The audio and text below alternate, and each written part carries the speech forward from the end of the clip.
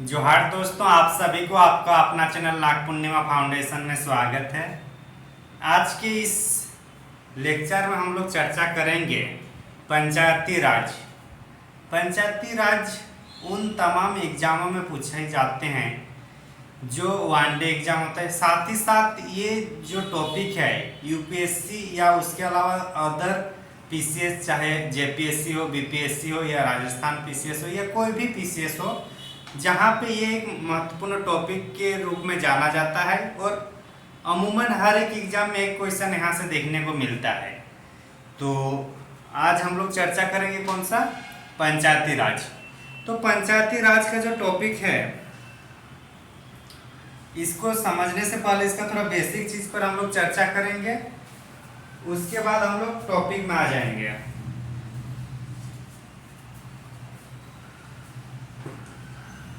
Topic क्या है, पंचायती राज।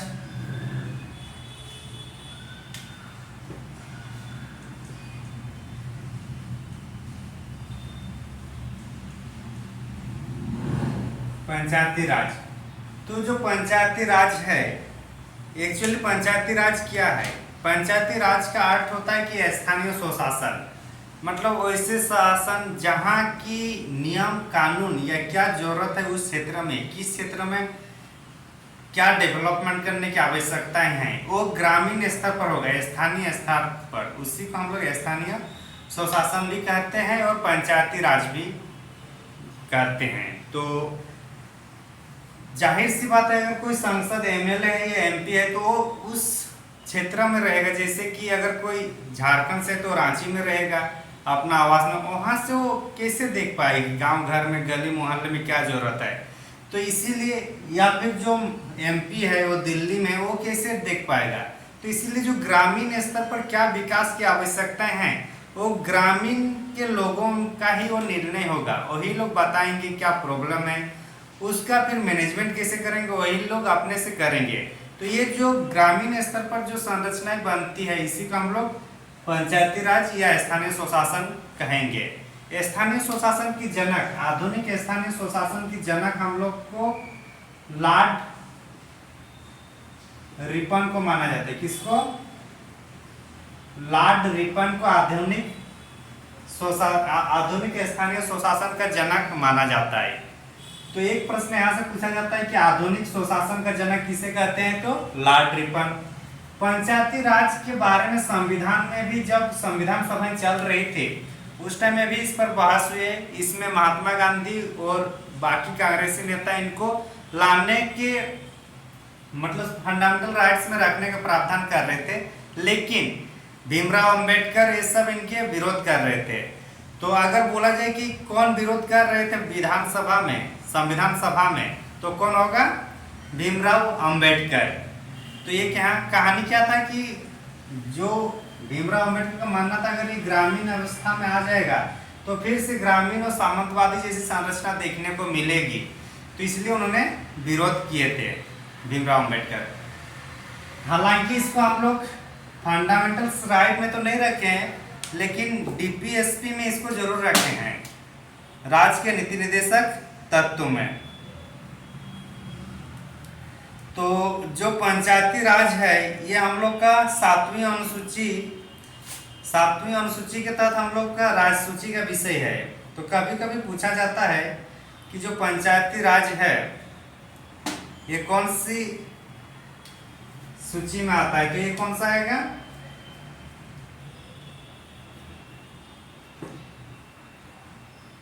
राज सूची में आएगा। दूसरा इंपॉर्टेंट,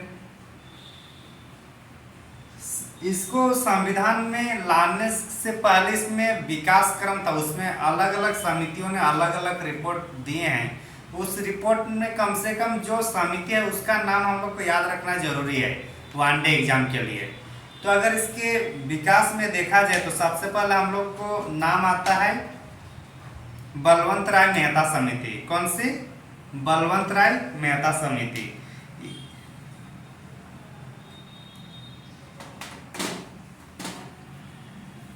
एक मिनट,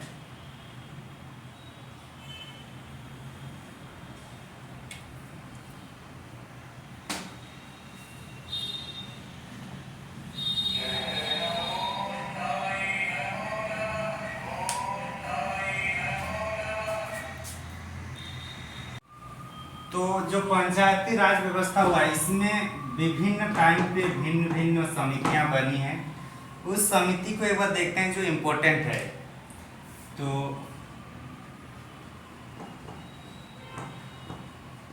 विकास क्रम में जो समिति बनी है उसको देखते हैं। कभी कभी क्वेश्चन पूछा जाता है कि इनमें से कौन सी समिति हम लोग का पंचायती राज से संबंधित है या नहीं। तो पहले एक बार समिति को देखते हैं कौन कौन सी समिति है। तो पहले हम लोग होगा बलवंत राय मेहता समिति। बलवंत राय मेहता समिति। बलवंत राय मेहता समिति इसमें 3 स्तर पर बात किए थे कि पंचायती राज 3 अवस्था में होनी चाहिए। उसके बाद अशोक मेहता समिति। कौन सा? अशोक मेहता समिति। अशोक मेहता समिति ये जनता दल के टाइम आया था अशोक मेहता समिति।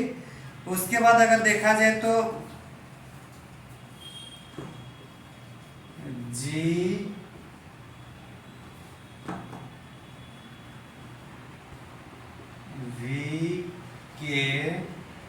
जी वी के राव समिति। राव समिति 3 हो गया। उसके बाद जी वी के राव समिति के बाद आता है हम लोग का एल एम मतलब लक्ष्मीमल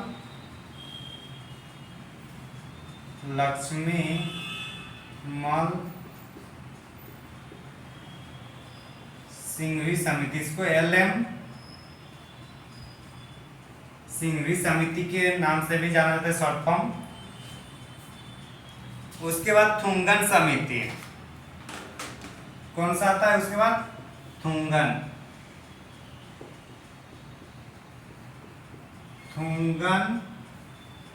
समिति। और एक थोड़ा गाडगिल समिति का भी कुछ रिपोर्ट इसमें हम लोग को देखने को मिलता है।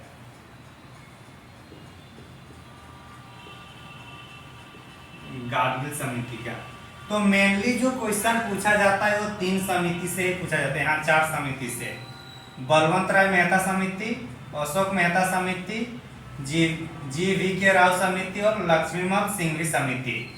तो मेनली अगर क्वेश्चन पूछा जाता है कि कौन इनमें से कौन सी समिति पंचायती राज से संबंधित है अथवा नहीं, तो इतना याद रखना है हम लोग को। बलवंत राय मेहता समिति, अशोक मेहता समिति, जी वी के राव समिति, लक्ष्मीमल सिंघवी समिति, थुंगन समिति और गाडगिल समिति। मेनली 4 कम से कम याद रखना ही होगा। जो 4 एक्चुअली प्योरली ये सब किससे संबंधित है? पंचायती राज से संबंधित है। आगे अगर देखा जाए तो इसका विकास क्रम में इन लोग समिति में क्या क्या रिपोर्ट दी है, तो मेनली जो पॉइंट हम लोग उसी का चर्चा करेंगे जो महत्वपूर्ण है, क्योंकि हम लोग पास उतने टाइम भी नहीं है, एग्जाम सामने है और जीएस का चूंकि बहुत कम क्वेश्चन पूछा जा रहा है, तो इसलिए हम लोग उस आधार पर मेन टॉपिक है उसको हम लोग चर्चा करेंगे। हालांकि कुछ दिनों से थोड़ा ऑफलाइन कोचिंग शुरू किए हैं तो उसमें थोड़ा टाइम मैनेज नहीं हो पा रहा था, इसलिए वीडियो नहीं बना पा रहे थे। लेकिन कोशिश करेंगे आप लोग को आपके डिमांड के अनुरूप वीडियो प्रोवाइड करते रहें। तो इसमें हम लोग सबसे पहले थोड़ा चर्चा करेंगे बलवंत राय मेहता समिति पर। कौन सा? बलवंत राय मेहता समिति।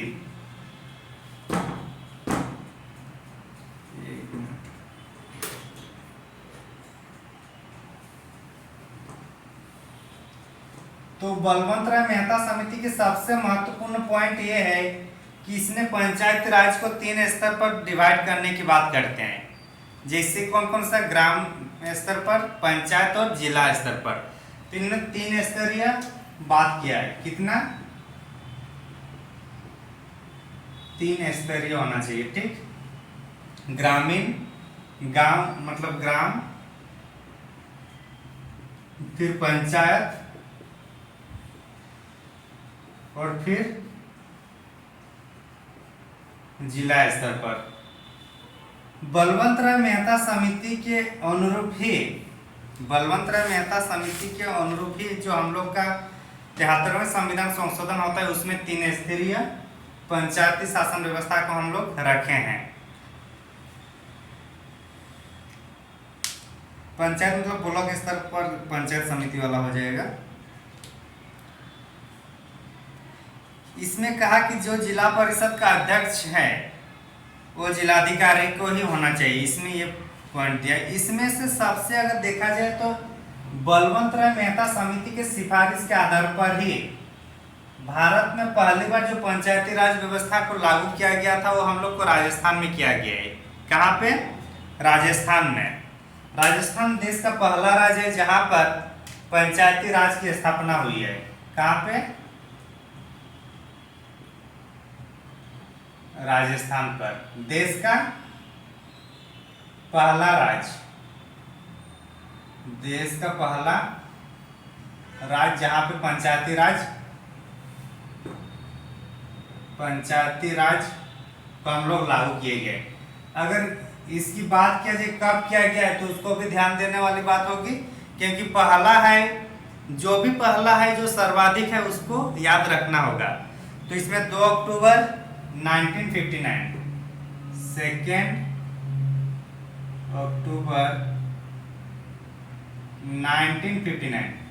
देखिए महात्मा गांधी जी क्या थे? पंचायती राज के समर्थक थे, तो कम से कम 2 अक्टूबर तो याद रह ही जाएगा कि ये 2 अक्टूबर को ही लागू किया गया। कहाँ पे? राजस्थान में। और कब किया गया? 1959। इंपॉर्टेंट है, पहला है देश का, इसलिए हम लोग को याद रखना होगा, ठीक ना।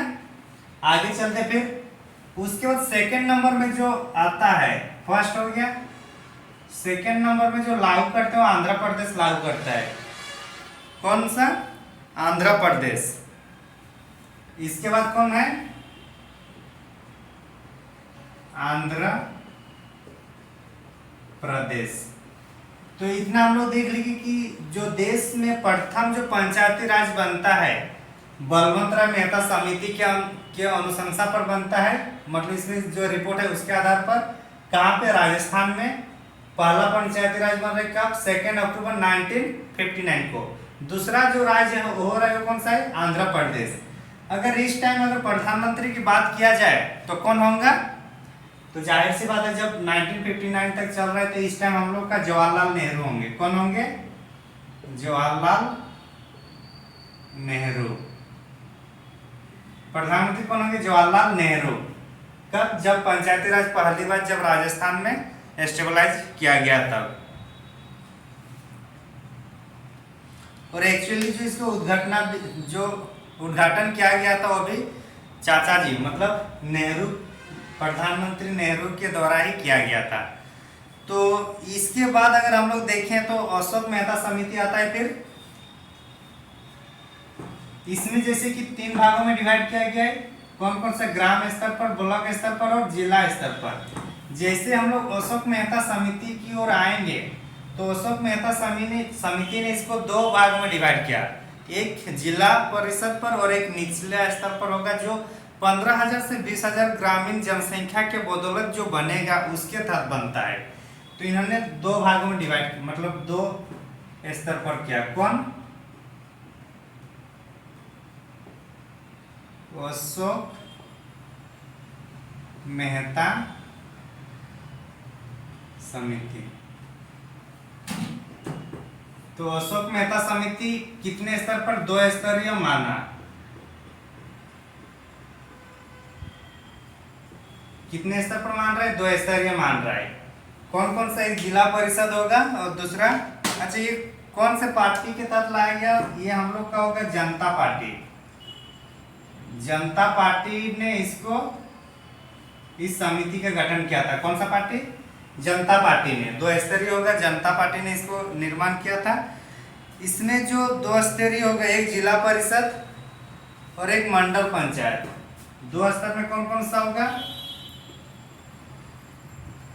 एक जिला स्तर पर और एक मंडल या प्रखंड, जो भी बोलिएगा, मंडल स्तर पर। ये लगभग 15 के से लेकर 20,000 के, क्या मतलब हजार ना, 15,000 से लेकर 20,000 जनसंख्या के गांवों को मिलाकर बना रहेगा मंडल स्तर और दूसरा जिला स्तर।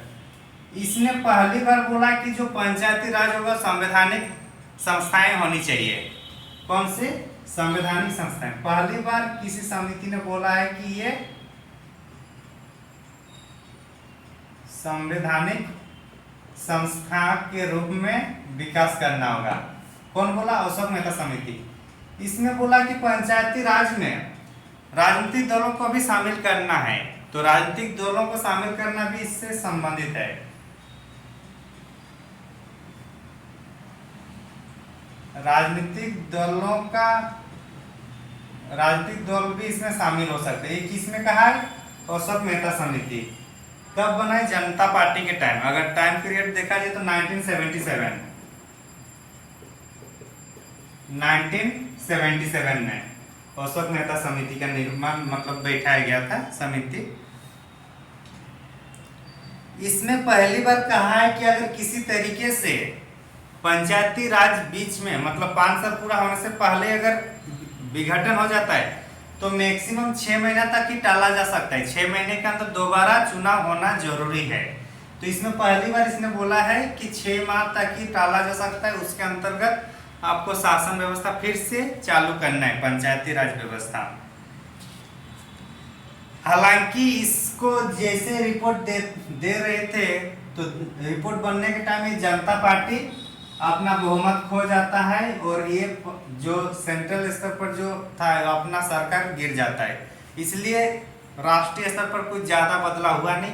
हालांकि इसको अशोक मेहता समिति के रिपोर्ट के आधार पर कुछ राज्यों ने अपना पंचायती शासन व्यवस्था को लागू कर दिए थे, जैसे कि कर्नाटक, पश्चिम बंगाल और Andhra Pradesh. Karnataka,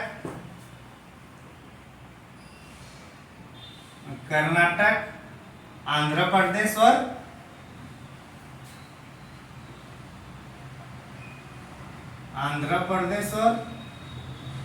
waste Bengal. World bank नहीं है, ठीक। तो अशोक मेहता समिति के रिपोर्ट के आधार पर 3 राज्यों में शुरू कर दिए। तो कौन कौन से थे? कर्नाटक, आंध्र प्रदेश और वेस्ट बंगाल। आगे जो समिति आता है वो जे.वी. के राव समिति आता है। ये हम लोग का 1985 में आता है। कब? 1985। इसमें देखा कि जो प्रशासनिक अधिकारी को इसमें शामिल किए थे ना, कि जितने भी जैसे प्रखंड स्तर पर होगा तो उसका जो मेन हेड होगा कौन होगा? बीडीओ साहब होंगे। जिला स्तर पर जो होगा वो डिस्ट्रिक्ट कमिश्नर होंगे या डिप्टी कलेक्टर होंगे, वो हेड होगा। तो इससे में क्या हो रहा था कि जो पंचायती राज व्यवस्था चल रही थी इसमें जो जितना आम आदमी का मतलब वहाँ पे जो चुने हैं तो लोग का रोल जितना था उससे कोई गुना ज्यादा उन ऑफिसरों से हो गया था। तो इसलिए मतलब जो ग्रामीण स्तर पर ले जाने की बात तो कही गई थी, लेकिन ये सरकारी ऑफिसर लोग ही अपना काम कर रहे थे इसमें मनमानी तरीके से। तो इसलिए इसको बिना जड़ का घास कहा गया। कौन सी समिति के द्वारा? जेवीपी के समिति के द्वारा बिना जड़ का घास कहा गया पंचायती राज को। तो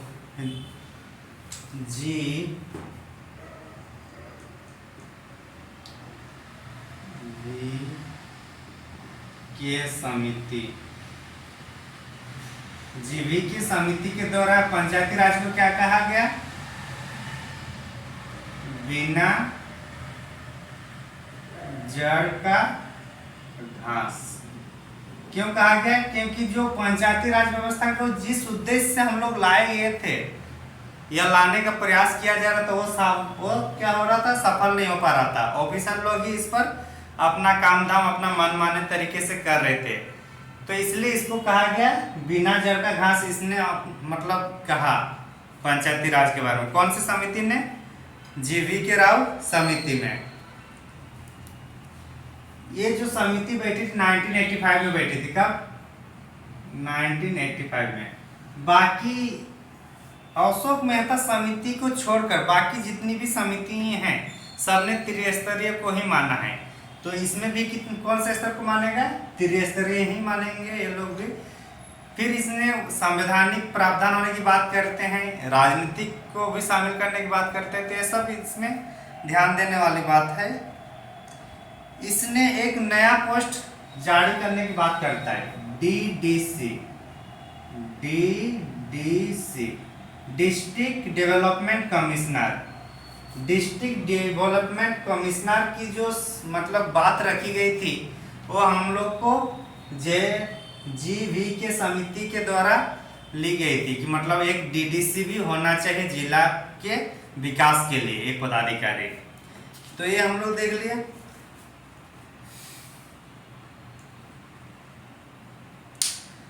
सेकेंड पॉइंट जो है हम लोग का LM सिंघवी समिति। कौन से जो मेन इंपॉर्टेंट पॉइंट है उसी को हम लोग चर्चा करेंगे। मेन तो सबसे पहले मैंने कि इसमें जो समिति है उस समिति का नाम याद रखना कि कौन कौन से समिति पंचायती राज से संबंधित है, और उनमें से एक दो पॉइंट हम लोग को याद रखना होगा। हर एक पॉइंट को याद रखना ना तो उतना टाइम है अभी, ना ही उतना जरूरी है, क्योंकि जब बेसिक सवाल पूछा जाता है तो क्यों उतना डीप में जाएंगे। हालांकि जितने भी समिति है उसको 2-3 पॉइंट हम लोग देखेंगे। अगर डीप में भी जाएगा क्वेश्चन पूछने वाले तो फिर हम लोग उसको हैंडल कर पाएंगे। तो इसमें हम लोग देखेंगे LM सिंघवी, LM सिंघवी समिति। LM मतलब लक्ष्मीमल सिंघवी समिति है। ये हम लोग को राजीव गांधी की सरकार 1986 में आया। कब है ये? 1986 में, मतलब एक साल बाद किसका? JV के राव समिति के एक साल बाद 1986 में LM सिंघवी समिति। और इस टाइम कौन थे? राजीव गांधी। कौन? राजीव गांधी के सरकार। राजीव गांधी की सरकार में पंचायती राज को लेकर थोड़ा ज्यादा एक्टिव हुए थे। 1986 में क्या है? लक्ष्मीमल सिंघवी की इस समिति ने पहली बार कहा था कि जो पंचायती राज बनेगा इसके लिए एक अलग से अध्याय बनाने की आवश्यकताएं हैं। इसमें पहली बार कहा गया है। इसमें न्याय पंचायत की बात करते हैं कि न्याय पंचायत होना चाहिए। ये सब इनका कुछ कुछ महत्वपूर्ण पॉइंट है। उसके बाद आता है हम लोग का थुंगन समिति। कौन सी समिति? अच्छा, जितना भी है ये भी क्या होगा, चूंकि क्या बोले थे कि अशोक मेहता समिति के बाद जितनी भी समितियां हैं सब में त्रिस्तरीय समिति की बात करते हैं। तो इसमें भी त्रिस्तरीय समिति ही होंगे। ग्रामीण स्तर पर, गांव स्तर पर, प्रखंड स्तर पर और जिला स्तर पर। आगे देखते हैं हम लोग थुंगन समिति। कौन सा समिति? थुंगन 1988 में आता है।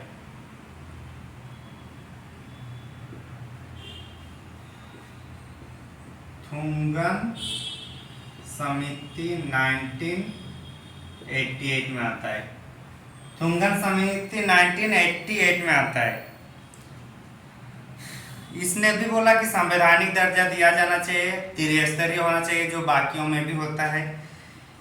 5 वर्ष की निश्चित कार्यकाल। इसमें पहली बार कहा गया कि जो पंचायती राज व्यवस्था होगा वो 5 वर्ष का होना चाहिए। कौन से समिति ने बोला? थुंगन समिति में। इसमें ये भी कहा कि जो सुपर 17 है, मतलब जैसे अगर कोई जो खंडन होता है 5 साल नहीं चलता है और उसके बीच में ही कभी इसको मतलब विघटन हो जाता है, उसके बाद 6 महीने से ज़्यादा इसमें एक्सटेंड नहीं करना है। ये चीज़ का भी प्रावधान किया है इसमें। महिलाओं के लिए आरक्षण होनी चाहिए। पहला जो इसका मेन पॉइंट है कि महिलाओं के लिए आरक्षण की बात हम लोग का थुंगन समिति में कर रहा है। महिलाओं के लिए आरक्षण, महिलाओं के आरक्षण की बात किसमें कर रहा है? थुंगन समिति में। कौन सी समिति? थुंगन समिति में। ठीक, तो मेन पॉइंट इसमें इतना ही है। इसमें और एक बोल रहा है कि हर राज्य में एक राजवित्त आयोग का गठन किया जाना चाहिए। हर राज्य में राजवित्त आयोग, हर राज्य में राजवित्त आयोग का गठन किया जाना चाहिए। कौन सी समिति के रिपोर्ट के आधार पर? थुंगन समिति के रिपोर्ट के आधार पर ऐसा कहा जाता है। उसके बाद गाडगिल समिति आता है हम लोग का। गाडगिल समिति ऐसे ज्यादातर दूसरे कामों में भी है, जैसे कि पर्यावरण से संबंधित है, तो ये सब गाडगिल समिति है। लेकिन यहाँ पे पंचायती राज से संबंधित भी गाडगिल समिति की कुछ रिपोर्ट है, तो उसको भी एक बार हम लोग देख लेंगे। कौन सा?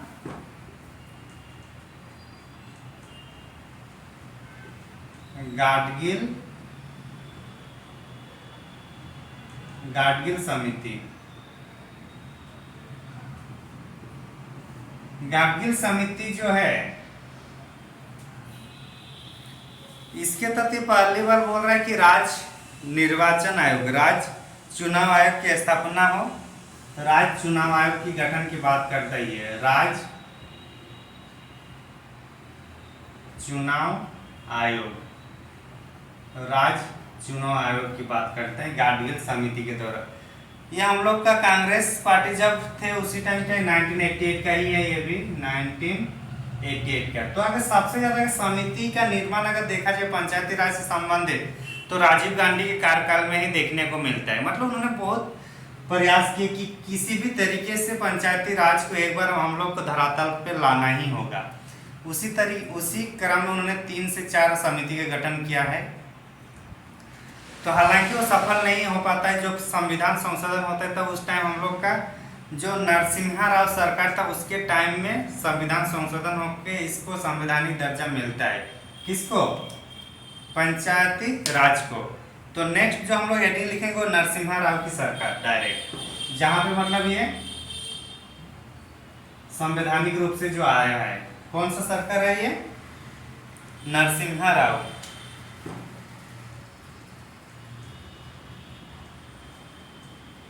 नरसिम्हा राव की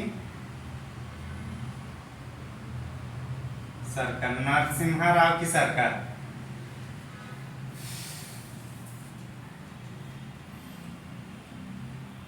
तिहत्तरवें संविधान संशोधन 1992 में ये पारित होता है।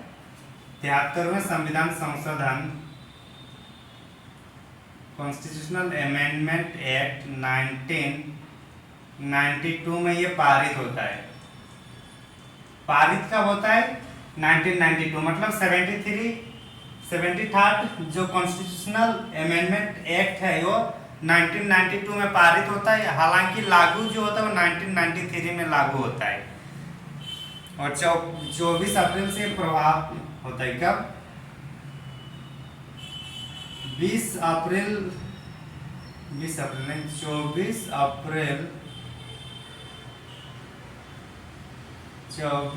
1993 से ये प्रभावित होता है। 24 अप्रैल से, ठीक, 1993 से। तो इस तरीके से जो विकास क्रम था समिति का, बलवंत राय मेहता समिति, फिर अशोक मेहता समिति, फिर JV के समिति, उसके बाद हम लोग लक्ष्मीमल सिंघवी समिति पढ़े। उसके बाद हम लोग जो देखे थुंगन समिति, फिर गाडगिल समिति, अंततः नरसिम्हा राव के सरकार में हम लोग का 73वें संविधान संशोधन के तहत पंचायती राज को संवैधानिक दर्जा मिलता है। तो क्वेश्चन पूछा जाता है कि जब पंचायती राज को संवैधानिक दर्जा दिया गया तो उस टाइम कौन प्रधानमंत्री थे? तो कौन होंगे? PM कौन? मोदी? क्या नहीं, PM नरसिम्हा राव। ठीक, पर PM नरसिम्हा राव के टाइम पंचायती राज जो संस्थान है उसको संवैधानिक दर्जा दिया है।